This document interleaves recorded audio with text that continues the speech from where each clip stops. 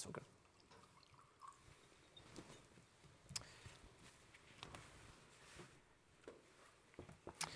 Well, good evening, everyone, and welcome. Thanks for joining us this evening at Chatham House. My name is Andrew Payne. I'm the Research Director for Europe, Russia, and the Americas. And it's a real pleasure to be chairing this evening's event with Senator Ruben Gallego. A couple of housekeeping points before we begin. This event is not under the Chatham House rule. It's on the record. Despite the name, it's on the record. We're being recorded. We are indeed being live streamed. I think there are 350, 400 people watching this online as well. That's my Latino family mostly. We do want this to be an open conversation, so towards the end we'll leave about 25, 30 minutes for questions. So do please be thinking of those questions. If you're online, you can do so by just dropping a couple of questions in the Q&A box, and I'll bring as many of those in as I possibly can. If you are on Twitter still, please feel free to tweet about the event using the hashtag #CHEvents. Now, this is an extraordinary time in American politics, indeed in US foreign policy more broadly. In less than 100 days, the second Trump administration has launched a sweeping transformation of America's role in the world, and one that has touched nearly every area of policy. The on-again, off-again approach to tariffs has led some to declare the end of globalization, a move that has been welcomed by some who look forward to the resurgence of US manufacturing, but met with deep unease by others who are watching the reaction of global markets. Federal agencies like USAID have been dismantled. We've had ideas floated to take over Greenland, Gaza, Canada, and the Panama Canal. And here in Europe, the effects of these policies have been particularly significant. Amid the ongoing war in Ukraine, the new administration has made clear its desire to deprioritize its commitment to European security, to reset relations with Russia, and to focus instead on challenges in the Indo-Pacific. And the tone, too, has shifted significantly. Gone are many of the references to the liberal international order, and in their place, a more hard-nosed, realist framing of geopolitics has taken hold, one that foregrounds clashing interests over shared values. Now, here at Chatham House, America's changing role in the world is something that we are thinking very much about. Just a couple of weeks ago, a quick plug, our US and the Americas program published a major new report surveying the competing visions of international order in 11 countries across the globe.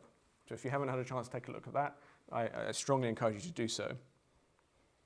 But tonight, our focus is on the voices of those eager for America to return to its traditional position, including members of Congress who are hoping to assure allies and partners that there remains strong support for that kind of global leadership, rooted in multilateralism and deep global engagement.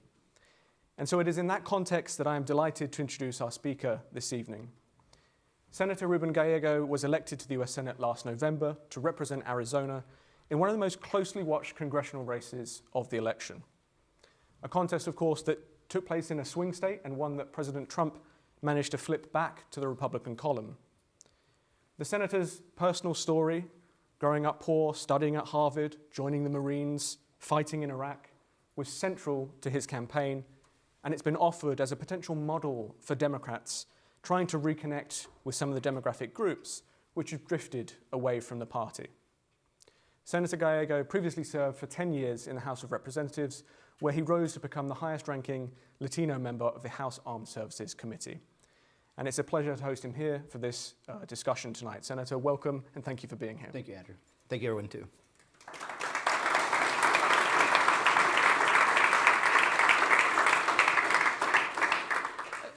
So let's start with the bigger picture. How would you characterize this moment in US foreign policy? Well, I think, unfortunately, the way I would characterize it, it's confusing. We're sending confusing messages to our allies, and actually we're also sending confusing messages to our adversaries. I'm on a swing through Europe. I was in Slovakia about 3 days ago, spent 2 days in Germany meeting with their foreign government. And what I hear and what I consistently hear is, what is going on? Explain to us. We just want to know how to work with you. We want to know what's going on with our relationship. Like, what does this mean? What does this mean going forward? Even just in general, just this feeling like, what can I do to fix this? As if we're as if we're a couple and we're the bad couple that's trying to leave this, and everyone else is trying to figure out how to put this back together.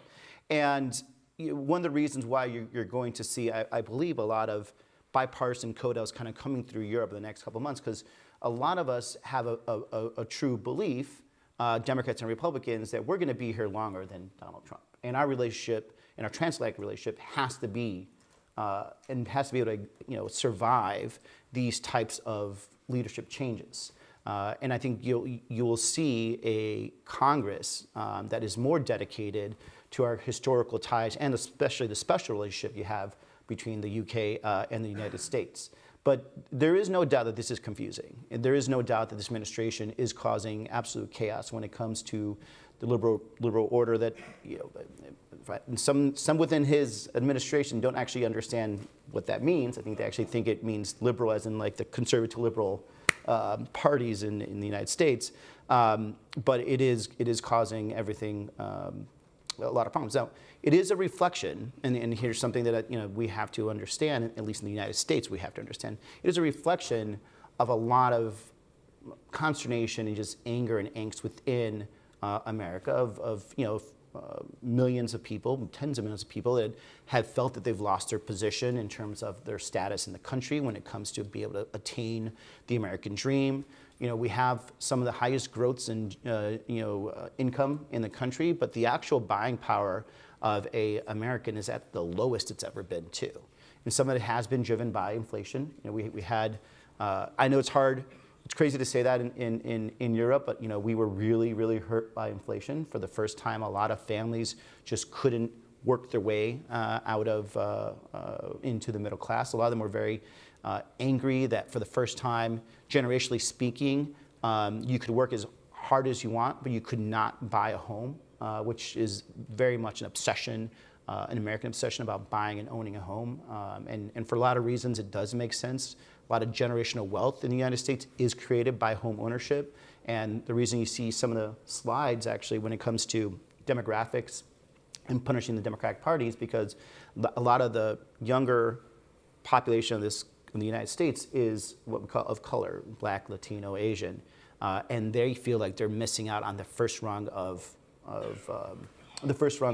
building wealth because they can't afford to buy a house. And so these are the things that ends up somehow, unfortunately, being put on the floor of trade and even other types of, in general, title what they call is fighting the elites. Yeah. So I want to zero in a little bit on transatlantic relations specifically. And we've seen polling in recent weeks suggesting that many Europeans no longer see the US as a trusted partner or friend. So it's not just the US position that's changing, it's the reception and the image and reputation of the US in the broader world. In one poll, more than half of Europeans considered Donald Trump to be an enemy of Europe, and that feeling appears to be mutual. I mean, according to The Economist, the share of Republican voters who view the European Union as unfriendly or an enemy has almost doubled over the past year. So how concerned are you by those shifts in America's global image and the prospect that they might actually be irreversible?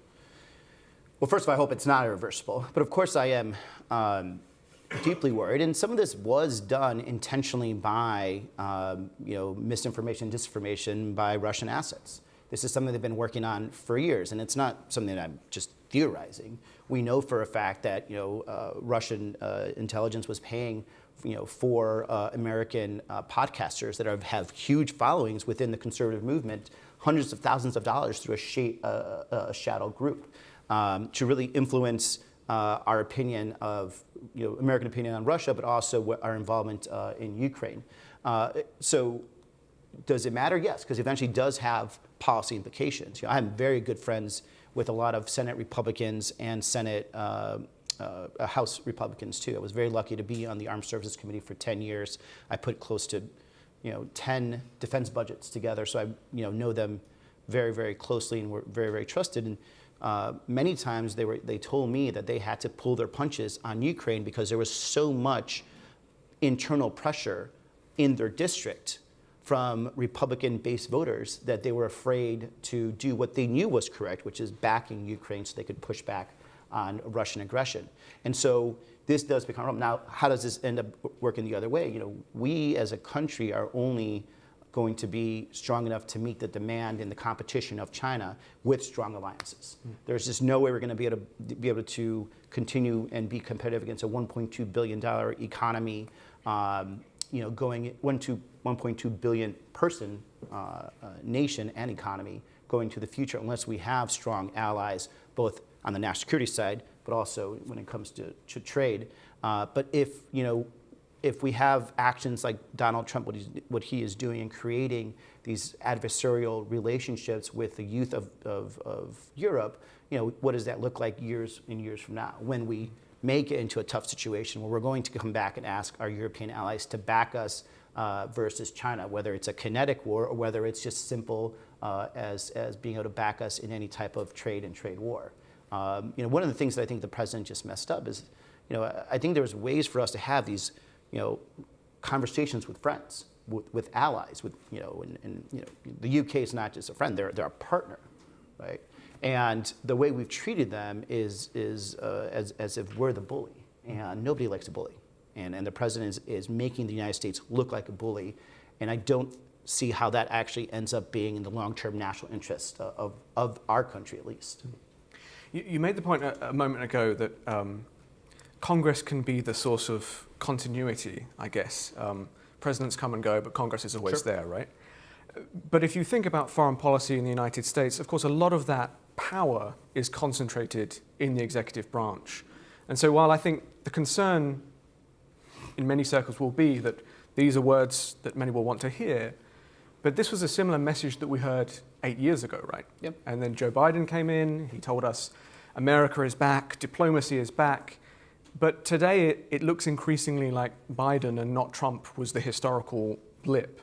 So are American politics so polarized now that we should just come to expect these dramatic swings in policy every 4 years? Or do you think that there is a realistic prospect in Congress and more broadly of forging some kind of new consensus?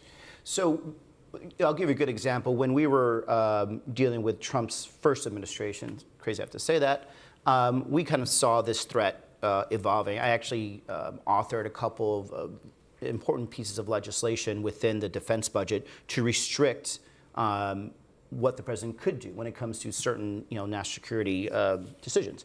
For example, in the defense budget, I put that he couldn't move bases out of Germany without the authorization of Congress. We put language in there that he couldn't unilaterally take us out of NATO without the authorization of the Senate. We found different ways to kind of still keep the structure there as, number one, a reminder to the president that we are a co-equal branch of the government, and number two, as a message to our partners across the world that we are still going to be here. The question is, now again, it's crazy to say this because we're not even yet 100 days in, when it comes to those situations, we have the defense budget coming up, probably going to start negotiating that fairly soon, starting in the summer. Will we have our allies, traditional Republican allies, with us again to kind of put that sort of structure and restrictions on the president, so that way we have something to come back to within 4 years. But I don't think you're going to see this seesaw that you're seeing right now when it comes to foreign policy. If we do a couple things, we have to take care of domestic policy in the United States. Because when we don't take care of domestic policy in the United States, that's when they start blaming the elites, and that's when they start blaming foreign institutions. I don't know how many times I have to tell you when I was on the campaign trail, we spend so much money overseas and we have homeless people on the streets. You spend so much money in Ukraine and there's so many men and women that don't have homes. Like, these issues, even though they are incorrect, still have policy implications. And I think it's important for both Democrats and Republicans, if we want to continue to be world leaders, we also have to take care of our domestic politics, especially our median income voter who feels like they've been forgotten by both Democrats and Republicans. Mm. Is it not the case, though, that notwithstanding, get your own house in order before we think about the foreign policy landscape, is it not the case that the American people have rejected that vision of America's traditional role as a sort of a deeply engaged country. I mean, if you look back at polling from November, Trump had a comfortable margin over Kamala Harris on the question of which candidate would handle foreign policy most effectively. And we know that foreign policy is not top of mind for most voters. But even among those who identified foreign policy as their main concern, Trump carried that group by a margin of 20 percentage points. So on foreign policy specifically, what needs to change in the message from Democrats? What should Democrats be doing or saying differently if they want that vision to Well, I mean, land? first of all, don't read too much into Polis's foreign policy. I mean, that's a big thing. You say that to an American, and we have hundreds of millions of Americans. What is foreign policy to one person is totally different from someone else. You talk to in Arizona about foreign policy, they want to talk to you about trade with Mexico, right, or migrations. You go to New York, you'll be talking about Israel and Palestine.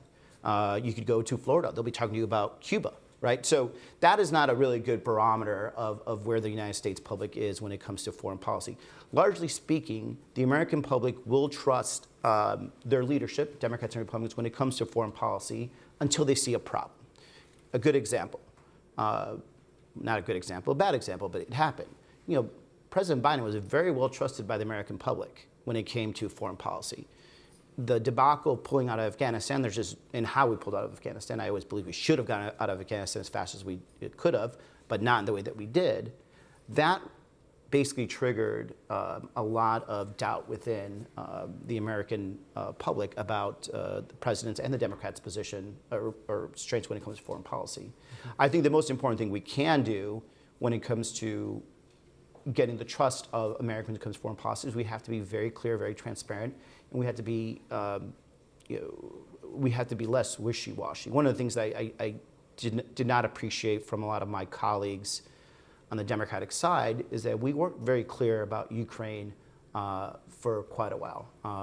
I was considered a quote-unquote hawk in the Democratic Party because I did believe Biden was slow rolling a lot of support for Ukraine that I think severely impact battlefield outcomes. But there were not as many of my colleagues that were willing to be as vocal. And some of it is because there's legacy sentiments of Democrats, we're the peace party, I guess, or something like that. But we aren't very clear when it comes to a lot of this. And I think that really will cost us. I want to come to Ukraine in just a moment, but just one more question, if I may, on the China transatlantic relationship. And you alluded to this earlier. President Trump's return to office has actually been welcomed by some across Europe. You've been traveling around Europe. I'm sure you've seen some of this, particularly on the populist right. In some of the same polls I mentioned earlier, the support among far-right parties in Italy, in Germany, including here in Britain, have grown more favorable of the United States since Trump's return to office. And we've, of course, seen explicit attempts by members of the administration to build ties with political forces across the pond, whether that's J.D. Vance's speech in Munich in February, Elon Musk's many interventions on Twitter. What do you make of these attempts to forge a new kind of MAGA-style international project, and what does that do to the traditional foundations of transatlantic relations? Well, it's nothing new. This has been going on for forever. It's just now the right is more organized than it's ever been. You saw this in the 1980s, different parties. For many years, the Democrats in the United States had great relationships and still have great relations with a lot of the social democrats and their analogs all throughout Europe and the rest of the world. The thing is, the digital world has made it easier, right? And this is the one thing that has allowed them to communicate, to organize, to cross languages. There's a lot more infrastructure money that comes to it. We have CPAC, which is a conservative gathering that happens, and it draws people from all over the world. There's some guy from the UK that shows up all the time that should remain nameless. But you also have the president of Argentina. You have Orban going. I was just with the prime minister of Slovakia, and he was bragging to me about going to CPAC. Didn't have the heart to tell him that I wasn't there, but there's a whole infrastructure that is like helping this out. what does that mean? I think for us, kind of allied in the positions that we are, is we need to have higher and better coordination. We need to also be talking and speaking from the same page. We need to understand there is a designed movement, I think, to break down the order that has brought stability to the world since post-World War II. And we need to try to bring our own organizations of that same nature and caliber out there. And we don't have what they have. And talking to my friends, and even more my friends on the real conservative side, they'll talk to me about conservative lawmakers that they work with in Colombia, right? Or the fact that they're going to Hungary to go to a think tank talk, right? There needs to be a real programming consensus, I think, among allied thinkers to match that, because they will overwhelm us, and they have money now. In the past, they were kooks, and they weren't organized. Now they're organized, they're smart, and they have money, and that's a very dangerous combination. So let me come to Ukraine. You mentioned the sort of the point about the lack of clarity, but let's bring things up to speed. We've seen a dramatic reversal in US policy on Ukraine in recent weeks. The Trump administration is pursuing a negotiated settlement. It's opened the door to a potential rapprochement with Russia, and we feel quite a long way away from President Biden's assurances that the US will support Ukraine for as long as it takes. So given where things stand today, what do you think the goal of US policy towards Ukraine should be? What I should be is that we should be backing Ukraine so it has the capability to fight as long as it needs to fight to come up with the most favorable terms for peace that they choose and that they negotiate. And that and most importantly, they should be in these meetings between Russia and the United States, and the rest of Europe should also be in it, because there's not going to be a solid peace without a European Union backing Ukraine. There will be temporary peace, if President Trump, falls or is, I'm trying to be diplomatic. It's really tough. I won't. If he's dumb enough, to be honest, let's just be honest. If he's dumb enough, and he is when it comes to Russia, he's dumb enough to take a bad deal from Russia that brings peace, but there is no security backing to that. Ukraine will be taken within 5 years. And this is why I think a real peace deal has to have Ukraine in there, and has to have representation from the European Union, because that will actually bring long-term peace. Russia knows what they're doing. Putin knows Donald Trump inside and out, and they're playing him like a fiddle right now, and they're going to continue doing it. I'm hoping there's some people within the president's inner circle that are pointing out smartly, like, that in Donald Trump's word, like, you're getting taken. And that may be the best situation. I think also, back to domestic politics, the president's numbers are sliding. His last approval rating from a fairly serious pollster was at 42%, largely driven by the economy, largely driven, by the way, because of the tariff chaos that he's causing. The more unpopular he becomes, the better chance we have being able to bring some of our moderate national security Republicans back into our fold, because then they won't be afraid necessarily to kind of push back. And we need those votes. We just don't have the control of the House or the Senate in that regard. So supporters of the administration would argue that on Ukraine, Ukraine is a distraction, right, from the broader geopolitical challenge that the US is facing, which is China. And from their perspective, disengaging from Europe, patching things up with Russia, would free up US resources and bandwidth to reinforce the military posture in the Indo-Pacific. So are they wrong? Yeah, absolutely. What's happening right now is China is looking at exactly what is happening in Ukraine, and they're taking notes, and they're trying to figure out, how can we do this and replicate it in Taiwan? How can we destroy this alliance that has made these two, the transatlantic relationship so strong? How can I drive that wedge? Can I also, pay off a couple of podcasters to, push anti-Taiwanese language? They're learning everything. And also, what we're also learning about what modern warfare looks like right now can be very valuable. Should we ever get to that horrible situation of war? And what we're learning, what the Chinese are learning, what the Taiwanese are potentially learning, what our allies are learning about how we work with each other. And even right now, I know everyone, you're hearing about the president's lack of support. There is a lot still going on. I just came from briefings in Germany with our U.S. military partners, and it is extensive, and it is ongoing.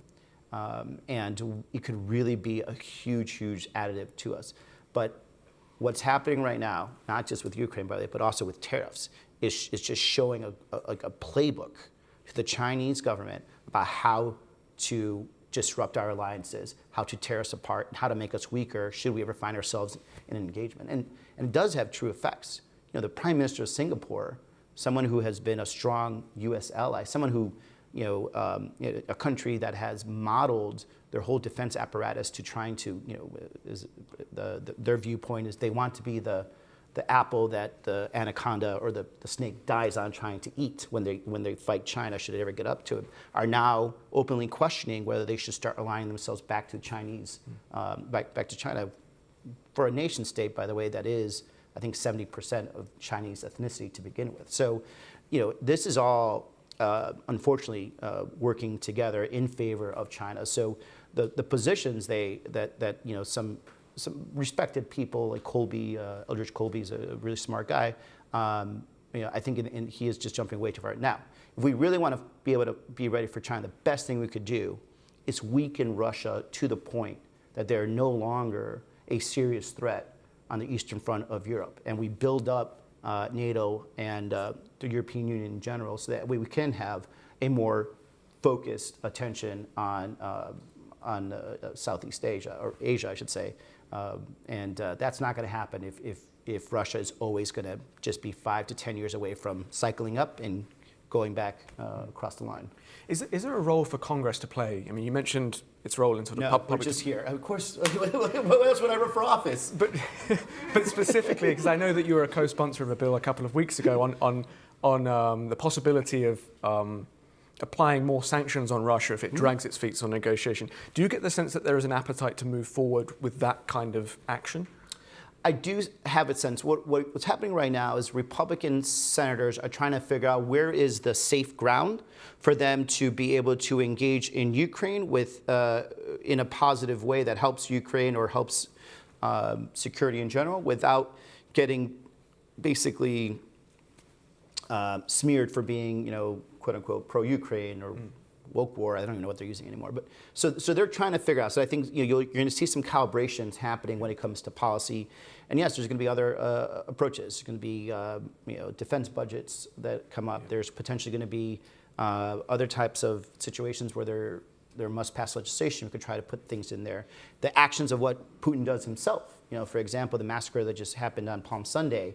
Will end up also driving more people, more base Republican voters to actually be anti-Russia or at least pro-Ukraine. So there is possibilities. I think, again, the more the president gets unpopular, whether it's through economic reasons or for whatever reasons, the more likely you'll see support swinging back, open public support from the Republicans when it comes to Ukraine. Where does this leave NATO? You mentioned earlier the sort of congressional moves last year that made it harder for the president to unilaterally withdraw, but President Trump has cast serious doubts about, in practice, whether the US would actually be willing to uphold Article 5. There have been reports that the Pentagon is drawing up plans to withdraw thousands of troops from Europe. I mean, is NATO effectively dead at this point? No, I wouldn't say NATO is effectively dead. I mean, it is, for those that get to see the inside workings of NATO, it is the strongest it's ever been. Policy-wise, it is a problem right now. But the United States is going to honor Article 5. It is a treaty that was signed not just by the president, but affirmed by the United States Senate. And it has survived, again, different presidencies, different threats, and it will continue. What a future NATO needs to look like is it needs to have the capabilities and platforms and ability to lead, not necessarily just with U.S. initiative. And a lot of times it does happen that if we're not there saying we need to do something, nothing moves. And some of that is because, institutionally speaking, for many, many years, that's what we preferred, as the United States. We didn't want NATO to do anything without us or lead any type of initiative without us because we didn't want to trigger a freaking nuclear war. Makes sense. But I think what would be helpful is, number one, for these NATO countries to show initiative when it comes to somewhat more regional issues and or local issues. A good example would be when it comes to the Russian sabotage of our sea cables in the Baltic Sea. Having our partners take major lead on that, which they have actually, is a really good example of what can be done.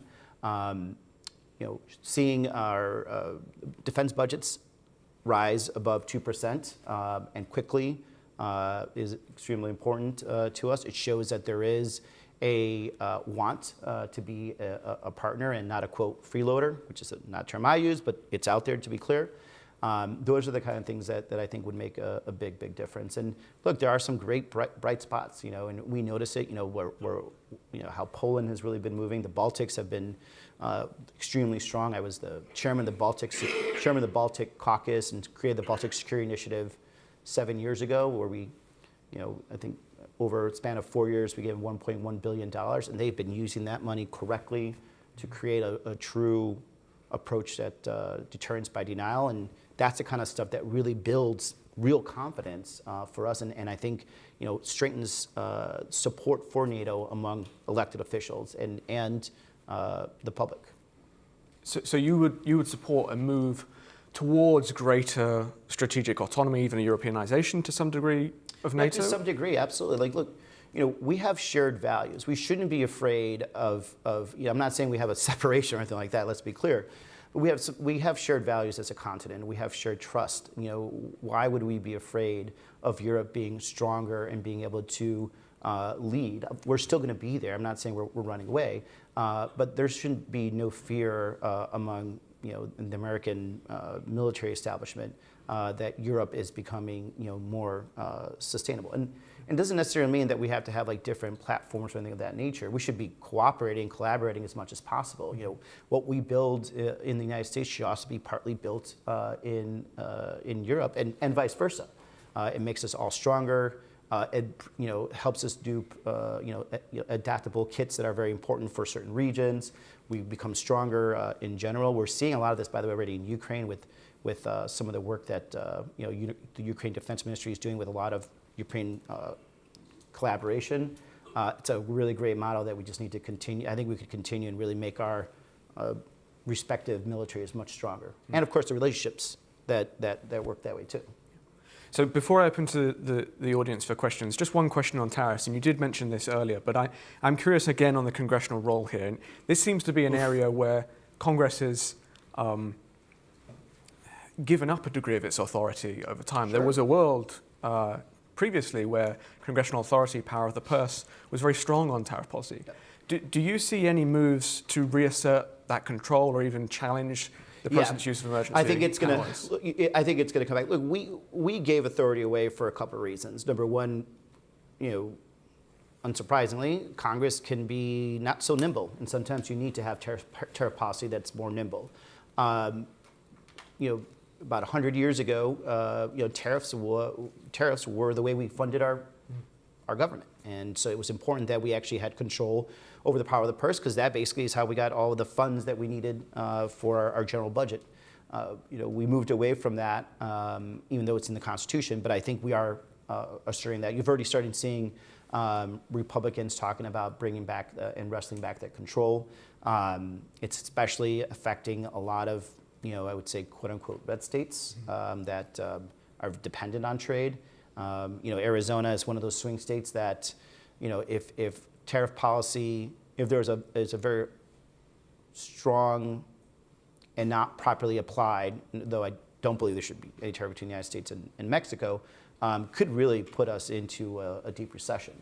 And we hear from American businessmen, largely Republicans, that are just extremely unhappy about the chaos this is causing. And it's both ways. We have American suppliers and farmers that are now being told that their contracts are being ripped up. We sell a lot of, for example, because we're so close to Mexico, very expensive tractors. This gets very American, I'm sorry. Very expensive tractors that we cross over into Sonora, and right now a lot of these businesses on the U.S. side are saying they're not getting the same contracts they usually do. This is going to have a hard trickle down economic problem for Arizonans, but the Republicans in the House that represent those areas are now also hearing it too. So I think you do see it. The problem is the speed of it, right? Because I'm sure everyone around the world, not just our allies here, but Wall Street, Main Street would love to see some stability, and us taking control of tariffs away from the executive would bring that. The bond market would certainly love that. But we don't, unfortunately, we will not move that fast, but we are moving. Okay, I think let's open this up to the floor for some questions. If you're in the room, please raise your hand and wait for a mic, which will magically be brought to you by a team member. If you are online, please do drop those questions in the QA box. I'll try and wrap as many as I can through. If when you ask your question, you could please state your name and affiliation and ensure your question is exactly that, a question, something with a question mark at the end of it. I would be very appreciative. Okay, let's go in the corner here, first off. Thank you so much. I'm Kanishk. I work with the US team at Chatham House. Couple of quick questions. Firstly, why do you think some Arizona voters voted for you but not for Harris? The reason why the Democrats lost the presidential electoral votes in Arizona, but you won the Senate race. And second, what's the Democratic Party's plan for 2026, 2028 to have a more unified platform that is beyond just anti-Trump? Like, what new ideas or platforms are the Democrats willing to put forward now to gain back the seats in the presidency? How much time do I have? Let me try to be as succinct as possible. Vice President Harris was punished because of, I think, just the voter wanted to punish the Biden administration and the Democrats. By the time she came along, she just didn't have enough time to introduce herself, nor to introduce policy ideas that could really bring that kind of voter back. The one thing that was different between me and Harris and why there was that huge separation is because I had been running for office for 15 months in Arizona. Almost 2 years actually, before the election. And so voters got to know me. They understood who I was. I understood also that there was a problem. The economic data was showing, yes, the economy in the United States was improving. We had wages going up, and we had inflation stabilizing. So if you talk to economists, like, well, things are getting better. Inflation is down. But if you talk to a normal person who does not have a degree in economics, or just anybody, you tell them, is inflation down? They'll tell you, like, no, I go to the grocery store, the prices are still the same, right? And doesn't matter, we could all judge or anything like that, but that is what they see the world as. I'm very lucky that in Phoenix, I live in a very working class area called South Phoenix, and we have, your working class people, the people that decide their wealth by how many hours they work per week. And so I could see the fluctuation of what people were feeling because of the economy by just going to the grocery store. I don't know, do you guys have generics here? Is that a thing? I don't know. For Americans, you understand, we have generics and we have brand names. You guys have brand names, obviously, right? So in the United States, if you can't afford the brand names, you go get the generics, which is just like a little off, right? So what's a good example? You guys know Cheerios, right? Mm-hmm. Well, it'd be like Cheetos, but it's cheaper. And so in my neighborhood, if the economy is not doing well and things are very high, off-brand Cheerios is being bought more than on-brand Cheerios, and you could see it in the aisles. And that was happening still during the campaign. And as we're going closer and closer to the election, it hadn't changed. And even though the data said otherwise. And lastly, the reason a lot of people didn't see it is because most Americans were doing better, but they were paying off credit card debt. And my advice to the Harris camp was that they need to talk about that more and recognize that, yeah, this still hurts, this really sucks, we're going to do this, we're going to work together, but don't try to gloss over their pain, and that was a big mistake. And there, by the way, it wasn't, it isn't like, Trump just brought in, some great times. His numbers are down because people feel like he hasn't done anything again. They were hoping he was going to do something on the cost of living, and right away they've already not, in the first 100 days, they're not giving credit for it, and they actually give him stuff because he's focusing on all these things except for bringing down the cost of living. And he's going to be, and the Republican Party is going to be in a very hard situation if costs don't continue to go down and unemployment goes up at the same time, and interest rates, by the way, haven't gone down, so nobody can really start buying homes. If this is occurring coming into February of next year, you're going to see a historical wipeout of the Republicans, at least in the House of Representatives. Well, we shall have to watch the sales of generics, and if you have time on your visit, you should drop by Lidl's. Lidl's, you'll see a lot of those off-brand things there. Anyway, more questions. I'll go for the lady at the front here, please. Hi, my name is Terry Paddock. I'm a Chatham House member and US-UK dual national, so thank you. Yeah. I'm not convinced given the amount of damage already done in less than 3 months, that by the time we have the midterm elections, let alone the 2028 elections, that we won't have irreparable harm done to the country. But the margins are so small in both the House and the Senate. Isn't there some possibility that you could talk to those sane Republicans that you mentioned behind the scenes? You just need to flip 4 in the Senate, 2 in the House? Well, I mean, could they be convinced to do that? We do talk to them, and there's a lot of private conversations that happen, but you have to look at the election calendar. Some of them have primaries, and that's the most important thing they worry about, right? They're worried about losing the primary, and their rationale is, if at least I'm around, the person that would take my place would be a lot worse. So I'm going to try to hold out as long as I can. The most important thing we could do, and we and people that are aligned with us, is that we need to make the president unpopular. If you make the president unpopular, those moderate Republicans can have more room to move. And this is the thing that I talk to my colleagues about, because Donald Trump is really good at distracting you. And he's going to do some really awful shit. I was trying to go through so that he's going to do some really awful stuff to distract you.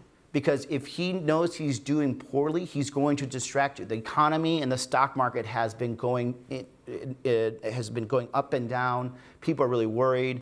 We have Goldman Sachs that's predicting a recession. We have all the indicators are predicting a recession. So what does he do this week? He causes a controversy by accidentally leaking that he may send citizens to El Salvador, right? Overheard. Of course that's illegal. Of course we're going to fight if it happens. Is he really going to do it? I sincerely doubt it. But you know what's not being talked about right now, by my colleagues, by the way, is the fact that he destroyed our economic system. We were slated to have 3.4 GDP growth this year. It is now going to be in the negative, right? We were supposed to have employment continue to grow. Now it's going to be on the back, sliding down. Interest rates were supposed to go down. Now we're predicting they're going up. That's not what we're talking about right now. And by the way, that's where this president is the weakest when it comes to the economy, when it comes to whether people believe that he's fighting for them. Right now, in that area, they don't think he is. If you engage with him and fight him when it comes to border issues, immigration issues, that's where his strength is. So you're going to see that every time he starts losing, he's going to try to raise the temperature when it comes to border issues and immigration issues. And for those in the opposition, we need to fight smartly, not fight everywhere. Fight smartly. Let me take a question from this side of the room. Yeah, you're being a little. I'm trying to get some more women in. There seems to be there's a lot of yeah. men with questions out here. Let's go here on that theme, right at the front, please. Barbara Morris Welsh, Chatham House member. Is there a puppet master pulling Donald Trump's strings? Oof. I mean, yes. It is, the 79 years of not getting therapy for, and it drives his grievance politics, because a lot of it makes zero sense, and it's who he felt slighted by, and what makes him feel better, tougher. that is. Now, are there other outside influences? In some regards, yes. In certain policy areas. For example, Elon Musk does have a lot of influence on the president, but not when it comes to trade, right? The president has been talking about his theories on trade. If you look back since the 1980s, and he has surrounded himself with people that are either in line with him or are willing to just go along. When it comes to foreign policy, domestic policy, when it comes to border security and immigration, you have Stephen Miller and a couple other people around that world that are heavily influencing. But a lot of times, he is very much, from talking to my friends that are close to him, he is very much an independent actor, but an independent actor that doesn't really look at the world like traditional politicians. He thinks about, what does this mean for me, and what that means for me is, in his mind, good for the country. Which for us that are leaders, whether it's a company, nonprofit, your family, that's not necessarily the case. Okay, gentleman there, yes. Thank you very much. I'm Ibrahim Aziz. I'm from Kurdistan, a lecturer at Salahuddin University. As you mentioned, he served in Iraq, and my question is about the Kurds in Iraq with the US. Mm-hmm. Do you think this new administration policy reflecting badly or in that manner or not? Do you think the US troop will withdraw in Syria? Thank you very much. Oh, do I support US troop withdrawal in Syria? Look, I think when it comes to, number one, the status of the Kurds in Syria, Iran, or Iraq, for example, and they've been great partners. Any peace or any withdrawal has to have protections and assurances for the Kurdish people. Any withdrawal of us from Syria also has to have two elements. Number one, there is a massive ISIS prison out there, about 20,000 ISIS prisoners and family members, largely international, not from Syria, not from Iraq, that if we pull out, and the Kurds are largely and SDF are largely the people that are guarding this base, this prison. If we pull out, we will bring instability to that whole area. So number one, there has to be some conclusion to that, right? And whether there's going to be continued presence, continued prison, repatriation of these families back to their home countries, whatever it is, we can't move beyond that. There needs to be an assurance that this won't be a massive path for Iran and Hezbollah to be able to move from east to west to reinforce Lebanon. Hezbollah and Lebanon. So I think those are the two elements of it. So as much as I would love for us to disengage from Syria and from the Middle East, it's just we're not there right now. The other thing is our presence is fairly economical, and that's the one thing that I dislike about what the president talks about. Some of our troop deployments, and they are dangerous, don't get me wrong, are also fairly economical. We're doing a lot with a very small footprint and still bringing stability to that area. And right now, there is, I still think, a potential golden moment for us in Syria with this new administration. It doesn't mean we have to trust them, doesn't mean we have to believe they're going to be 100% great, but we should at least give it opportunities to actually see where this goes and move forward. For example, I don't think I can say this. No, we'll skip it out. No, we have dozens of questions online, yes. so I want to pick one of these up. So this is from Alan Hooman, who is a member of council here at Chatham House, one of the board of trustees.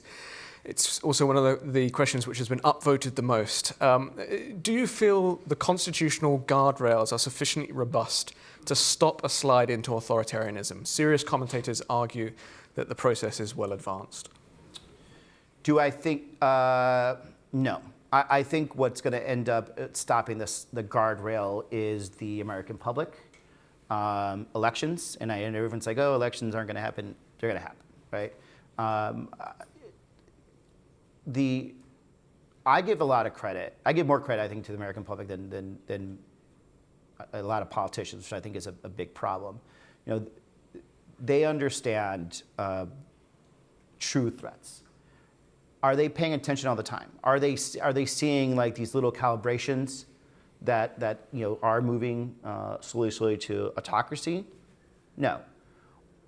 Will it get to the point where they will? Absolutely. There's I have zero doubt in the American public. I have zero doubt in our professional class of government employees. I have zero doubt that our U.S. military will do the right things.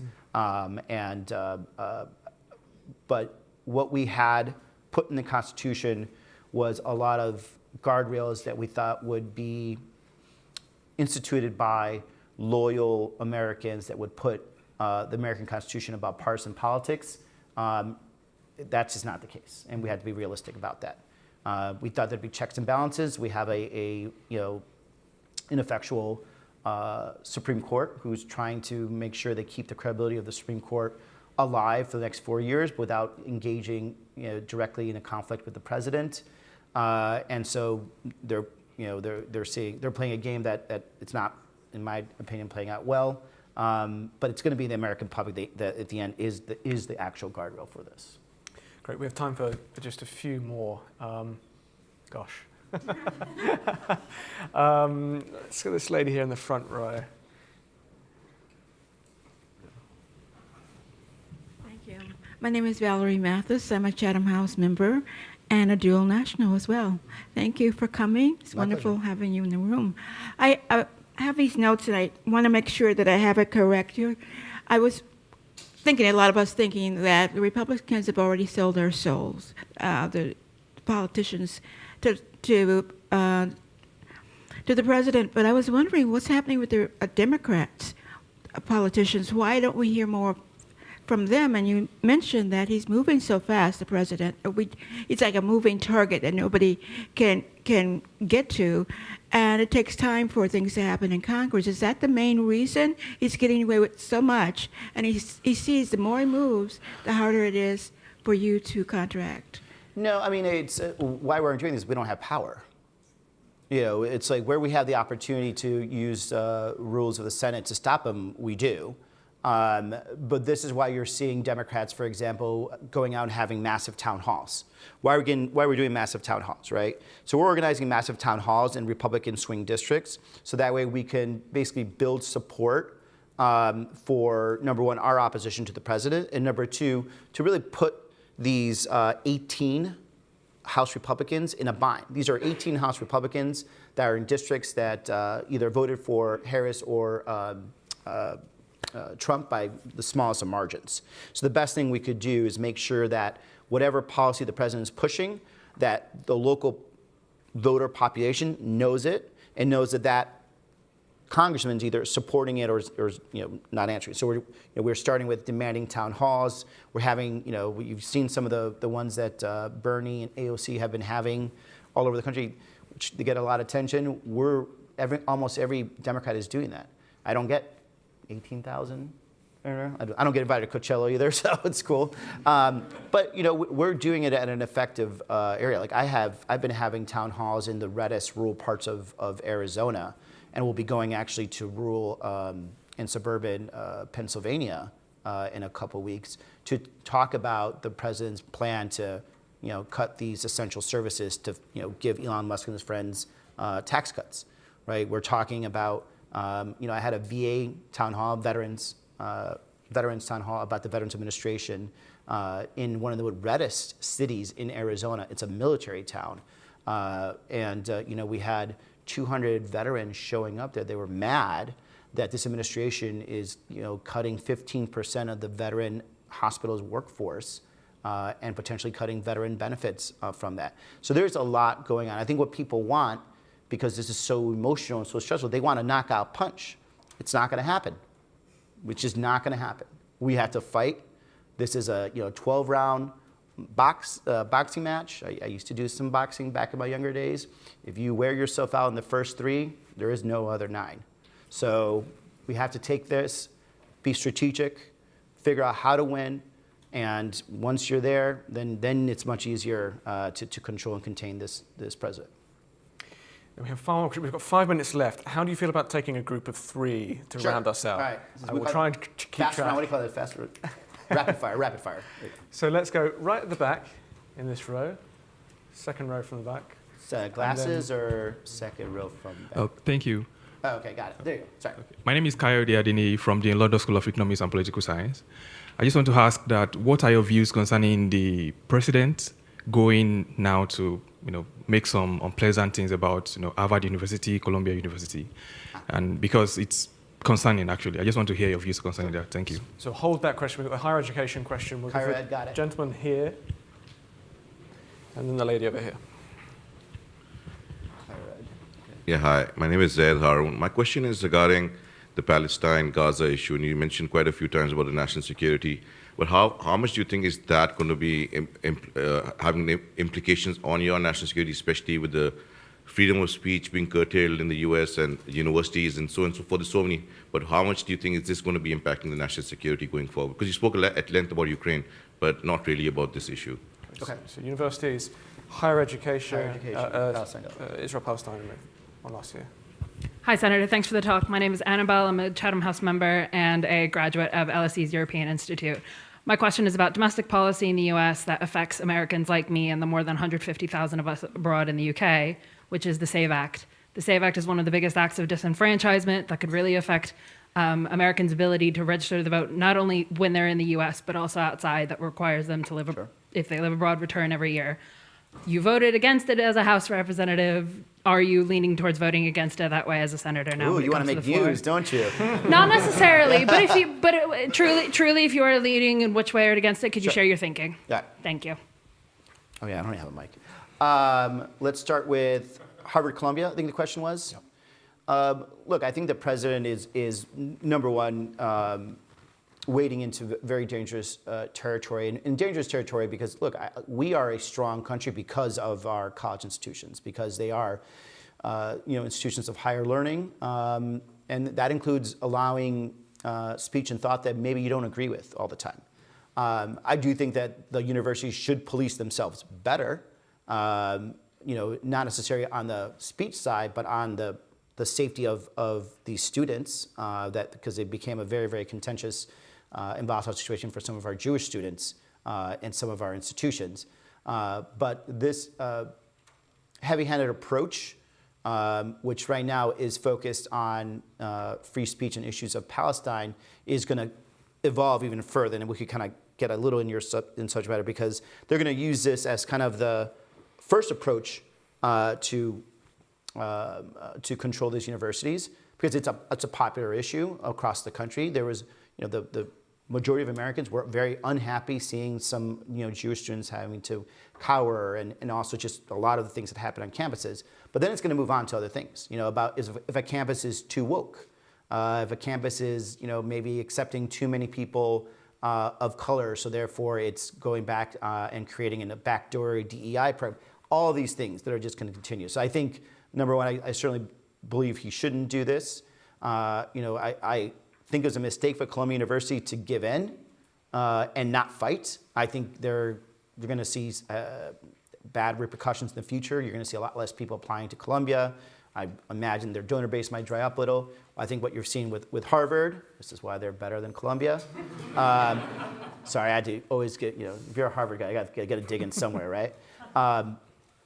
They're fighting. And I think, they understand that they have to have a long-term view of fighting this for the independence of the university system. And, now they have the capacity to do it. They have a $52 billion fund.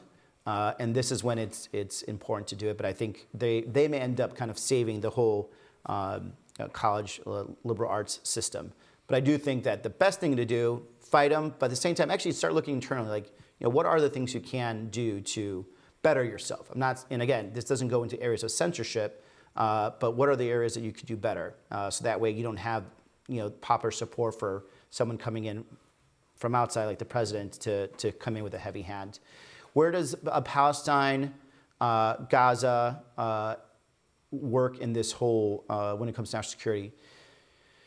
It's hard to say because right now I think what the president is focused on when it comes to the Middle East is mostly right now moving and shifting to Iran, and he is giving up I think any basically allowing Netanyahu to do what he wants, and he wants to focus on the big deal with Iran, and how that influences that outcome could be. That's going to be the more interesting stuff. And I fear, again, that the president has some really good people around him, but he has a problem of he thinks he is savvier than he actually is. And that could end up being very detrimental to all of us when it comes to outcomes over there. Save Act. That was so close. That was a yes or no question. That's a yes or no. There's no such thing as yes or no in politics.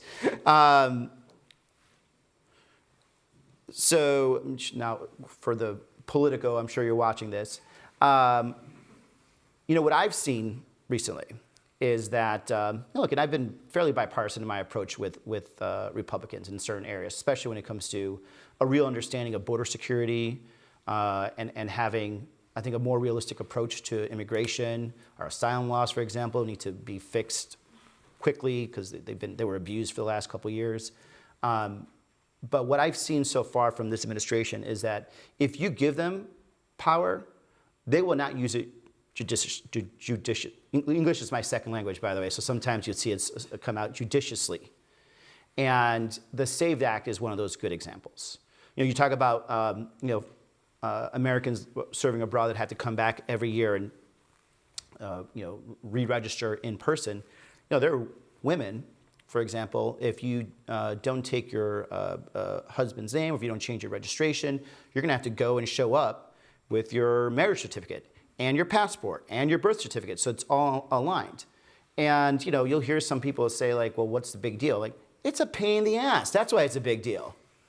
And it's not fair, for a lot of Americans who really don't think about voting up until the last 2 weeks, when you're going to potentially disenfranchise a lot of working class women because we made up an arbitrary threat that doesn't exist, right? There is no massive election fraud in the United States. There is no, plans of, quote unquote illegals registering to vote. We could barely get the Americans to vote. And are there once in a while mistakes? Absolutely.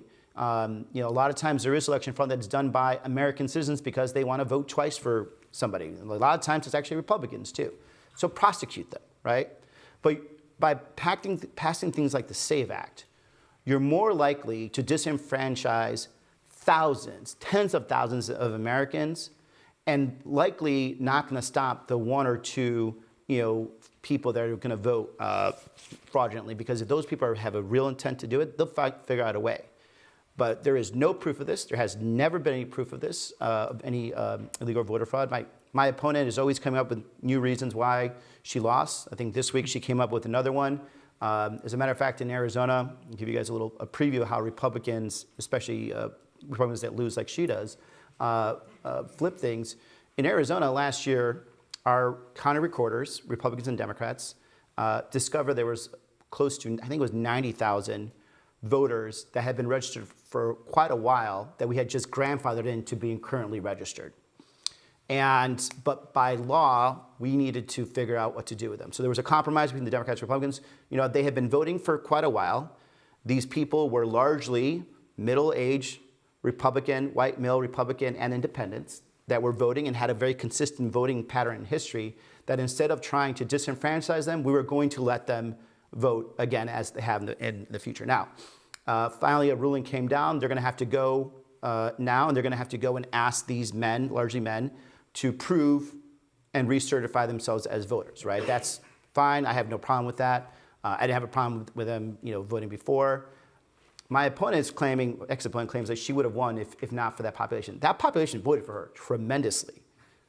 If they had been actually purged, I would have won that election by even more. But they're so wrapped on this idea, and even when they win, they still want to allege voter fraud. But there is no massive voter fraud, and I'm not going to vote for a bill That is my chief of staff texting my PR persons right now, getting the press release ready. I'm not going to vote for a bill that is based on lies. That's only going to disenfranchise women. It also never ends. This has been a thing that these guys have been going on forever. Every year, it's something new, something new. Next year they're going to try to get rid of early voting because that'll be the next thing that they use. And so there is no appeasing them when they're living in a lie to begin with. So I will be voting no. There you go. Well.